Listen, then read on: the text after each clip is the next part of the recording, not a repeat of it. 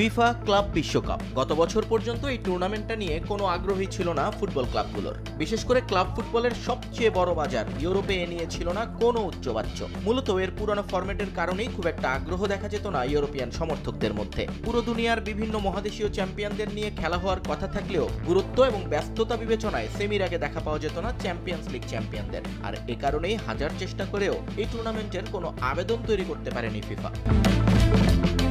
তবে এবার সময় বদলেছে। টুর্নামেন্টের চাকচিক্য না বাড়িয়ে এর গুরুত্ব বাড়াতে নতুন কৌশল নিয়েছে ফুটবলের নিয়ন্ত্রক সংস্থা। আগের সেই পুরনো ফরম্যাটটাই বদলে ফেলেছেন তারা। নতুন ফরম্যাটে এবার বিশ্বকাপের হোস্ট সিটিগুলোতে বসতে যাচ্ছে ক্লাব বিশ্বকাপ। যুক্তরাষ্ট্রের 11 শহরের 12 স্টেডিয়ামে 6 মহাদেশের 32টা টিম অংশ নেবে এবারের আসরে, যেখানে আছে Atlanta, Los Angeles, Miami, new York, Seattle, ওয়াশিংটনের মতো শহর।